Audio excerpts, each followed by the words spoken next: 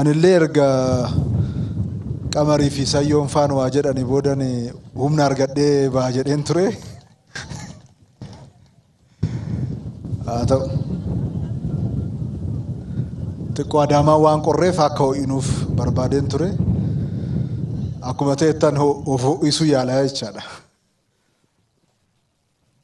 Kabajamoo obbo Awwaluu Abdii ittaanaa pirezidaantii mootummaa naannoo Oromiyaa, kabajamoo obbo Addisuu Araggaa sadarkaa ittaanaa pirezidaantiitti qindeessaa kilaastera magaalaa, kabajamoo Dooktar Biqilaa Hurrisaa itti gaafatamaa sabquunnamtii paartii keenya paartii badhaadhinaa, kabajamoo obbo Warquu Gaachanaa hoogganaa artificial intelligence mootummaa federaalaa, kabajamoo obbo Guyyoo Galgaloo hoogganaa biiroo misooma magaalaa Oromiyaa, kabajamtoota miseensota kaabinee naannoo Oromiyaa, kabajamoo obbo Haayiluu Jaldee kantiibaa magaalaa Adaamaa, kabajamtoota artistoota keenya, kabajamtoota uummata bal'aa, hundaa ol immoo abbootii gadaa, abbootii amantaa, hawwan siiqqee, uummata magaalaa Adaamaa baga guyyaa kana Waaqayyo nu gargaaree waliin geenye isiniin gee jechuun barbaada.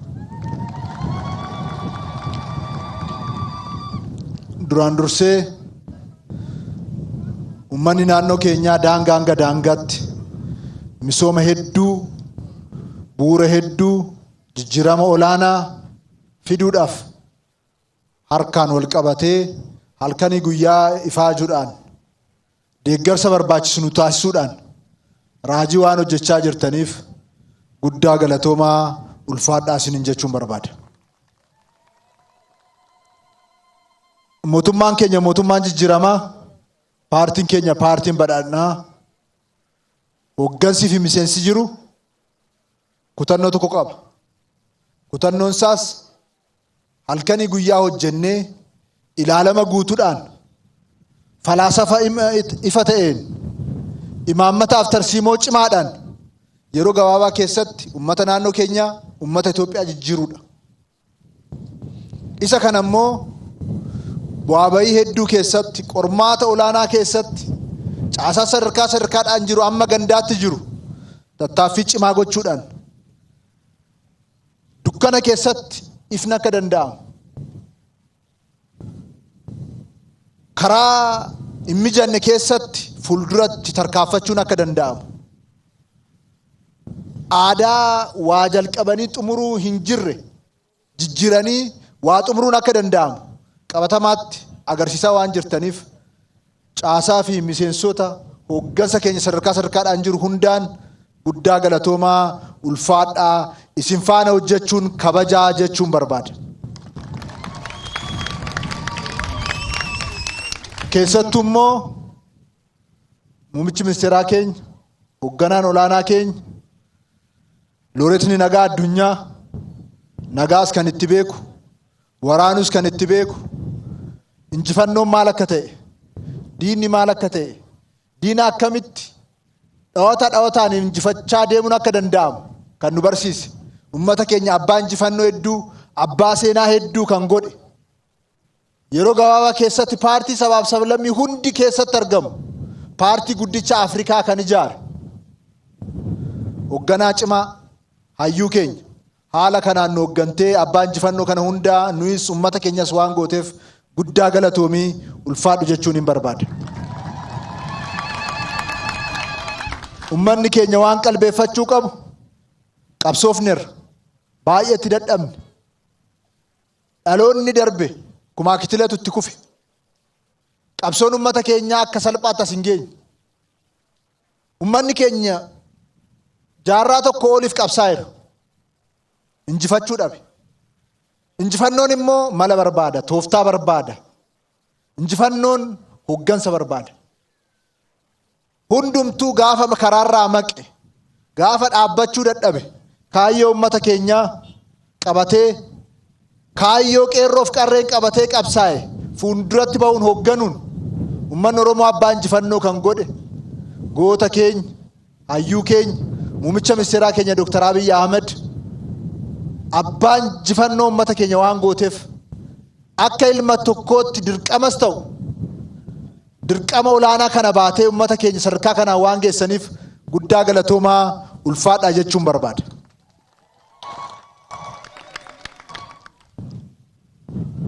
Sabni keenya waan yaadachuu qabu nama hedduutu karaarraan nurraa maqe.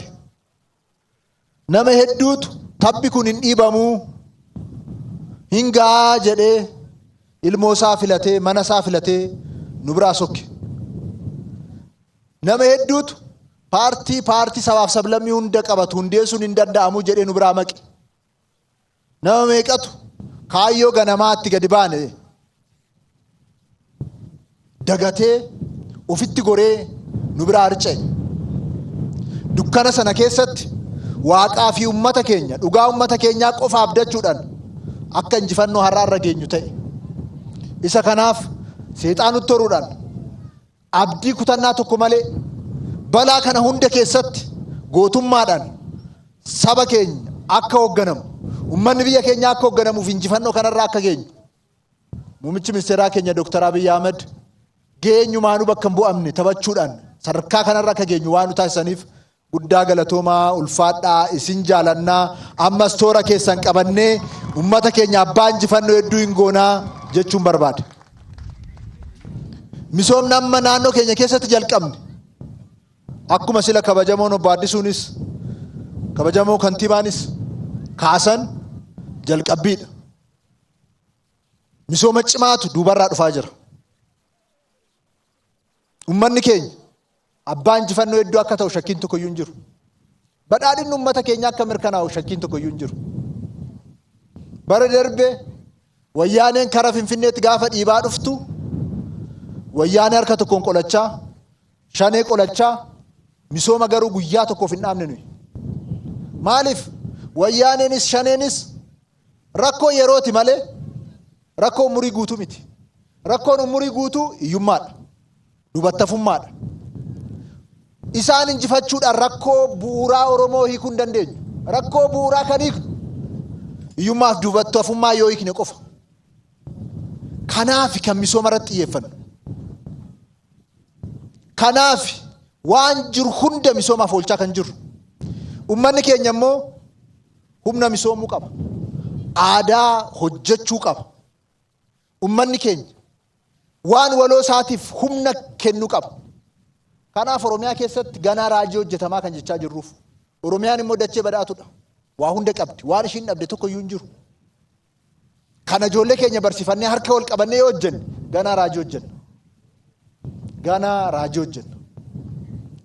Isaaf immoo hundumti keenya iyyuu harka wal qabannee tattaafannee bu'aa harka keenyaatiin boonuudhaaf jabaannee hojjechuu danda'utu nurra jiraata.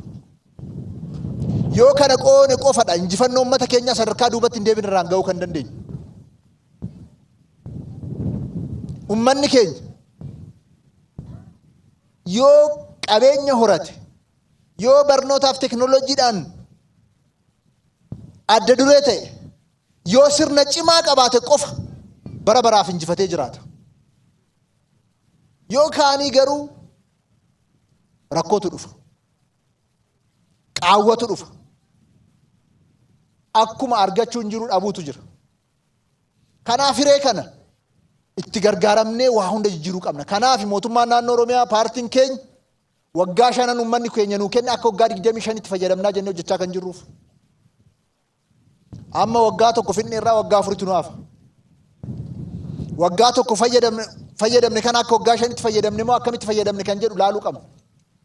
Waggaa 4 hafe kana garuu waggaa 20 goonee itti fayyadamuu danda'utu nurra jiraata. Yoo hanqisne immoo sana akka itti guutunutti goonee fayyadamuu qaba. Kana maaliif jenna? Ummanni keenya dafee yoo of jijjiireen alatti qabeenya yoo horateen alatti misoomni yoo lafa qabateen alatti hiree uummata keenyaa tiksuun hin danda'amu. Injifannoodhaan qofa hiree uummata keenyaa tiksuun kan danda'amu. Jireenya isaa jijjiiruu qofaan hiree uummata keenyaa jijjiiruu dandeenya. Kanaaf waggaa 4 hafte kana halkanii guyyaa caasaan keenya ummanni keenya tattaafannee dinagdee naannoo keenya sadarkaa olaanaa irraan ga'uudhaaf hojjechuu danda'utu nurra jiraata jechuudha. Isaaf immoo akka dandeenyu qabatamaatti ummanni keenya agarsiisee jira. Waggoota 3 darbe galii mootummaa naannoo Oromiyaa dachaa 3 guddateera. Bajanni mootummaa naannoo Oromiyaa dachaa 2 guddatee jira. Kana qofa miti. Kanaan dura deeggarsi federaala irraa godhamu parsantii 80 bajeta Oromiyaa kan inni uwwisu. Parsantii 80. Kan federaala irraa deeggaramnu ammas dabaleera. Kan keenya garuu akka malee waan dabaleef amma parsantii 82 irraa gadi buufnee 50 gadi itti buusneerra kan federaalaa. Kan keenya akka malee waan ol guddateef jechaadha. Isa qofa miti. Kanaan dura mallaqni Oromiyaa jiru hundumtuu hojii gaggeessadha kan ta'u. Kaapitaalli dhaaf mallaqni olaa ture muraasa. Amma garuu dhibbantaa 50 ol piroojeektiidhaaf oolchaa jirra. Mallaqa naannoo keenya. Kana yoo goone qofadha jijjiirama olaanaa kan finnu. Kana yoo goone waggoottan dhufu keessatti miiliyoona 50-60 dhaadachoo duntaan biliyoona 50-60 galii naannoo keenyaa dhaadachoo duntaan galii naannoo keenyaa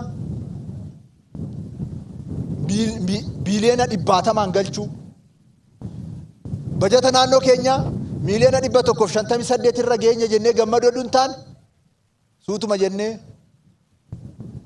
ruuba tiriileenaa walakkaa tiriileenaa jechuu jalqabuun nurra jiraata jechaadha. Isaaf hojjennaa jechaadha. Isa immoo akka goonu shakkiin tokko iyyuu hin jiru. Isarraa humni duubatti nu deebisuu danda'u tokko iyyuu hin jiru.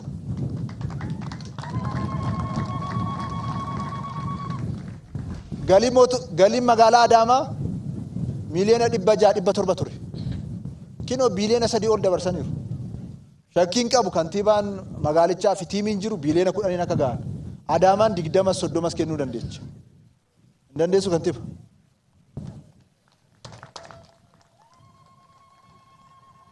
Kana gochuudhaan jijjiirama olaanaa kan finnu. Kana yoo goone immoo uummanni keenya amma 5 nuu kenne 5 itti nuu dabale immoo 50 goonaa jechaadha. Kanaafuu haala saniin itti deemnaa jechaadha. Kanarratti jabaannee hojjechuu danda'u nurra jiraata. Namni misooma hin jaalanne, namni misooma uummata keenyaa hin jaalanne diina uummata keenyaati. Tokko daandii kana dhagaa walirra kaa'utti fakkaata. Reenjii uwwisuutti fakkaata. Akkasii jedhan daandiin waa hunda. Manni barnootaa dhagaa walirra kaa'u miti. Jireenya dhaloota ijaaruudha. Dhagaa walirra kaa'us immoo utuu beekanii dhagaa walirra kaa'uu mormanii gaarii ture. Tokko dhagaa darbachuu iyyuu kan hin beeknetu dhagaa morma. Kanaaf uummanni keenya misooma isaarraa ija buqqisuun qabu. Diinonni keenya galeefii jira. Misoomni naannoo keenya karamitti akka deemaa jiru. Kanaaf nu goomatu. Gowwaan keenya tokko immoo hiyyummaa fi gadadoo uummataa gurgurachuudhaan jireenya godhate. Kanaaf kan safuu dhabanii dhaqanii wayyaanetti kan galaniif. Tokko amma waa'uma wayyaanee ibsaa oola baqa. Inni ibsamuufis lammaaf abadan farda Oromoo bitattee wayyaanee lammata 4 kiiloo hin galtu hin dhuftu. Abadan sun dhumee jira. Kanaaf warra farda ta'uu fi barbaadee sin balleessina shakkiin tokko iyyuu hin jiru.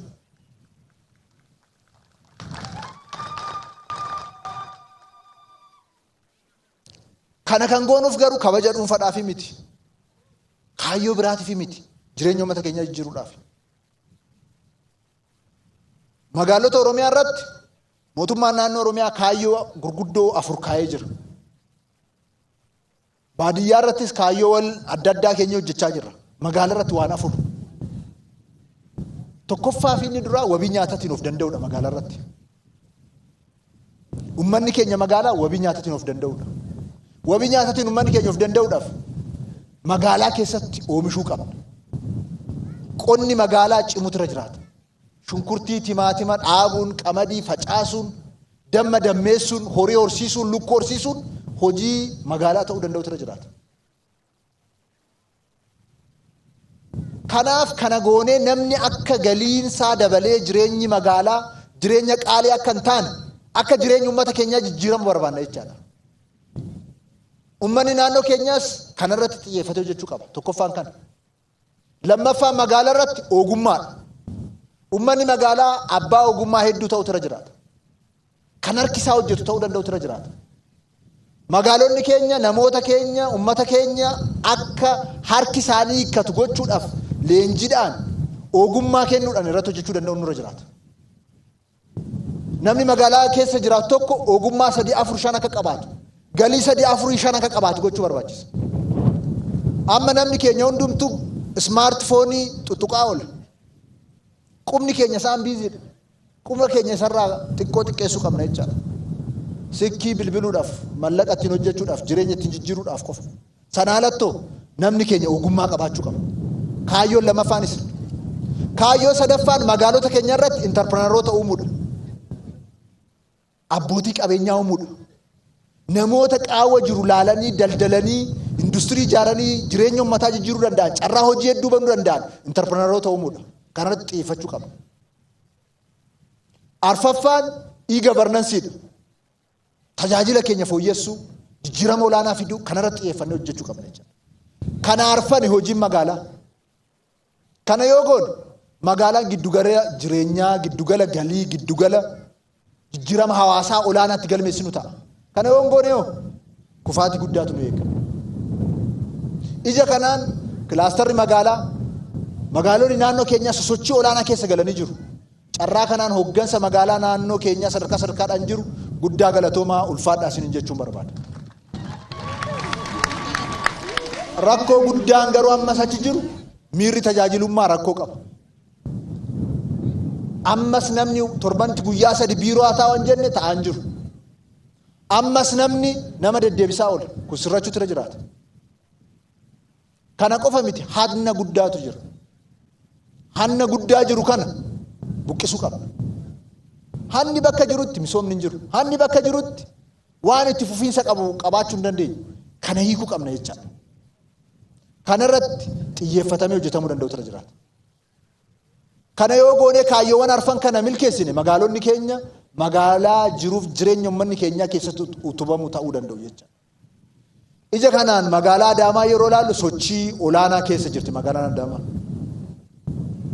Dhugaa dubbachuudhaaf magaalaan Adaamaa yaa kantiibaan magaalaa Adaamaa hoo baay'ate waggaa tokko yoo baay'anne immoo ji'a 6 ture. Amma kantiibaan magaalaa keessanii bubbulee jira. Amma piroojeektii baay'ee ficcisiisee jira. Ammas immoo jabaatee hojjetee hin bubbulamoon laallaa jechaadha. Ammaan boodas. Garuu hojii amma onaa hojjetaniif kantiibaa magaalichaa Haayiluus ittaanaa kantiibaa Mahammad koreewwan kee hundayyuu amma gandaatti warra jirtan guddaa galatoomaa ulfaadhaa jabaadhaa isiniin jechuun barbaada. Galatoomaa kanan jedhe immoo isa amma onaa hojjetaniif miti. Inni amma onaa hojjetame nyaatame inni dhume.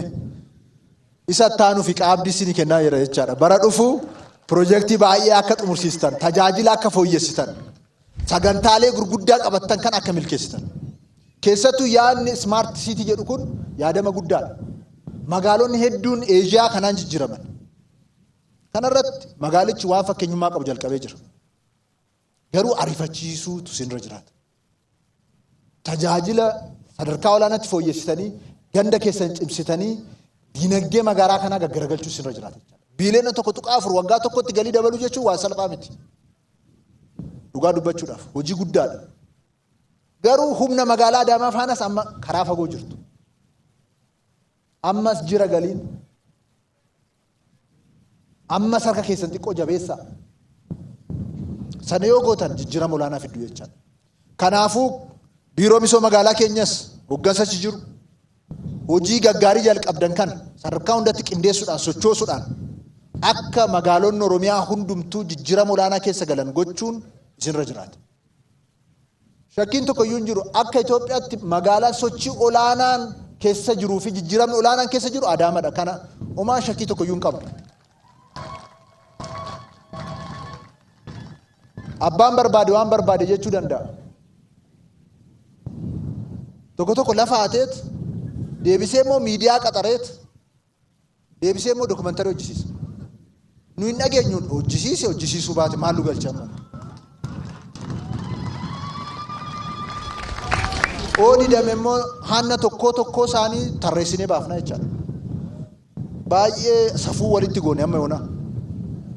Innaa sarara darbamu immoo akkam akka goonu immoo agarsiifna jechaadha.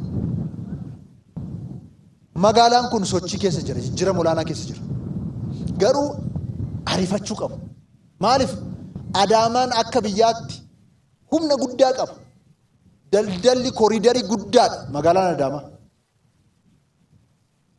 Diinagdee biyya kanaa asitti giddugala akka ta'u gochuu dandeessu. Isa kanaaf sosochii ammoo naa gootaniin otoo of hin xaxin warri kilaastara magaalaas warri misooma magaalaas injifannoo ammoo naa argattaniin otoo hin dhaabbatin jabaattanii wal gargaartanii akkaataa magaalaan kun moodeela guddaa biyya kanaaf ta'uu danda'utti sochii olaanaa keessa galchuus irra jiraata. Isaaf immoo injifannoo xixiqqoo amma argattan kanaan dhaabbachuu oduun taane yaadota gurguddoo lafa kaamanii jiran kana akkaataa dafee lafa qabatuu danda'u irratti halkanii guyyaa kaattanii hojjechuu danda'u irra jiraata jechuudha. Isaaf immoo tiimii cimaa qabaachuu, wal dhaggeeffachuu, aadaa gaarii amma uumame kana lafa qabsiisuu. Hundaa ol dallaalaa fi daldalaa irraa bilisa ta'u. Namni kiisii dallaalaa fi daldalaa keessa jiru uummataaf hojjechuu hin danda'u. Ammi sin buusuu dandeessan amma dallaalaa fi daldalaa irraa fagaattan. Abbootiin qabeenyaas fageenyumaan nu jaaladhaa baay'ee nutti siqinaa.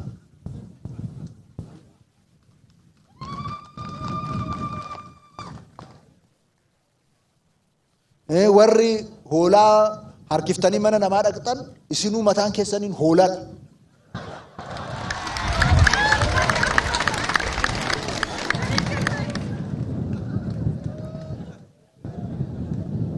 Adaba bitadhaa. Akka isin abbaa qabeenyaa taatan akka jijjiiramtan fedhii guddaa qabu.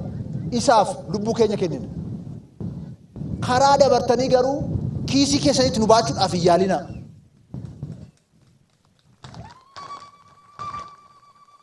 Tokko tokko amma mootummaan gargaaraa jedha. Maal nu gargaarta? Nutu si gargaaree abbaa qabeenyaa si godhe. Maal na gargaara?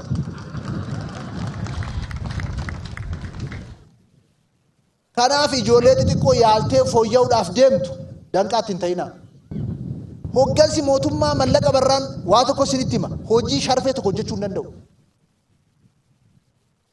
Namni of jalatti fincaa'e waliin ka'u ishuma fincaanitti dhoksuudhaaf siqaa isaa argaa oolu. Ishii dhoksuudhaaf immoo namarratti duulchisaa, asiin baa, achiin galaa, olola gaggeessaa, boqonnaan qabu, hirriban qabu. Sadarkaa nama keenya bu'aa qabeessatti goonu sadarkaa nama keenya hannarraa ittisnedha. Kan biraa immoo warri hattu maal ta'e waa tokko isinitti hima. Cubbuu nyaattu waan ta'eef siniif hin sifaa'u. Kaan sukkaara qabdu, kaan soogidda qabdu, kaan maalii qabdu. Sittan hima cubbuun uummata Oromoo siin sifaa'u hin badda. Hin badda. Hattee dhugaa uummata kanaa nyaattee sobdee shirtee hin jiraattu hin badda. Argineerra kutala yeroo badan argineerra. Kanaaf wanti hoggansa magaalaa Adaamaa cimsuu barbaadu. Kanaan dura ji'a 6 ji'a 7 hoggansa magaalaa kanaa jijjiiraa ture. Kaan amantaa keessa gala, kaan gosaan taphachuu barbaada. Uummata walitti naqa, wal nyaachisa. Tirmisii ture magaalaan kun. Tasgabbaayeera amma awwaarri hin jiru. Awwaara kana akka deebi'een kaane gochuudhaan caalmatti misooma irratti jabaadhaa hojjedhaa. Karaa gaariirra jirtu jabaadhaa itti fufaa kaadhaa. Xiqqoo amma ispiidiin itti kaachaa jirtan 20-30. 20-30 kaachuudhaan hiyyummaa magaalaa kanaan buqqistan. 100-120 160. Isa gidduutti kuftanis achumaan karaarraa sin baasnee nama biraatti dabarsinaa jechaadha. Kanaaf kana caala akka kaattan asumaan waamicha kosiniif dhiyeessuun barbaada. Magaalonni Oromiyaa giddugala badhaadhinaa akka ta'an shakkiin tokkoyyuu hin jiru. Isa gochuudhaaf galii dabaluu, isa gochuudhaaf uummanni magaalaa misooma olaanaa keessa galu. Isa gochuudhaaf ergaan keenya inni dhumaa inni cimaan magaalonni keenya qonnaan bulaa hammachuu. Magaalaan qonnaan bulaa dura achi ture hin qaban isaaf jireenya hin tolchine. Dhugaa qonnaan bultoota keenyaa magaalaan hin deebisne magaalaa ta'uu hin danda'u. Kanaafuu amma investimentii qonnaan bulaatti galchuun keessan waan gaariidha. Kana qofa miti. Giddugala gabaa, gamoowwan adda addaa, mana maal ijaaraa ta'u dhugaa isaanii deebisaafi. Namni baay'een hektaara 10-15 sumnii shilingii nootuutti hin kennamin irraa ari'ame, irraa ajjeefame. Cubbuu qaba. Magaalaan hundi keessa cubbuutu jira. Cubbuu sana jireenya qonnaan bulaa keenyaa sirreessuudhaan fooyyessaa karaatti galchaa. Sanoo gootan jijjiirama olaanaa fiddu. Sanoo gootan jireenya uummata keenyaa karaa salphaa ta'een jijjiiruu dandeessu. Kanaafuu kanarratti akka sirriitti tattaafattan cimtanii hojjettan asumaan waamicha koo dabarsuun barbaada. Magaalonni hundumtuu giddugala qonnaan bulaa fi ijoolleen qonnaan bulaa itti dagaagan, itti ifan, itti salphatan oduu hin taane itti kabajaman akka ta'uu danda'uuf isarratti jabaatanii akka hojjettan adaraa jechuun barbaada. Warra Adaamaa baay'ee sin jaaladhaa, baay'ee sin kabajaa. Jabaadhaa ta'uu qabeenya horadhaa galatooma.